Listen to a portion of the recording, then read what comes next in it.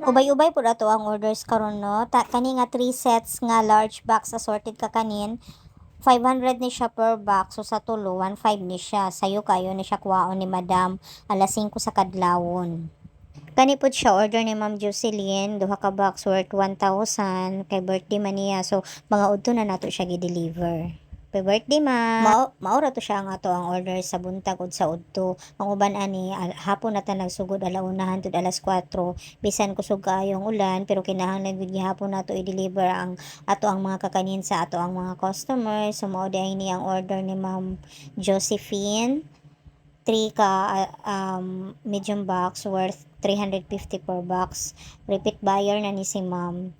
Kini nga assorted medium box na combination, isa ni siya sa ako ang best seller kay worth of 350 per box.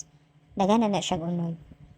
Maupo di ay ni siya ato ang kakanin bundle set worth of 2,000 pesos. Na isa ka large box, duha ka medium box, ug tulo ka long styro packs.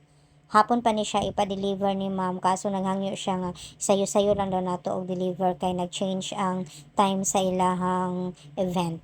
Purya-buyag bud paya karong adlaw kay ubay-ubay pud ang ato ang orders. Kay katong mga niaging adlaw medyo mingaw man kay dili ba pud karong panahon na di ba siya peak season. Gamay rang ang mga celebration karong panahon na. Pero today nagpasalamat pud ta kay daghan pud ang orders today ugma daghan pud. Salamat kaayo sa mga nagsuporta kanamo, sa mga nalamian sa among orders, sa among mga repeat buyers, sa mga recommendations, sa mga nag-share og nag-like og nag-comment sa among mga post. Salamat kaayo.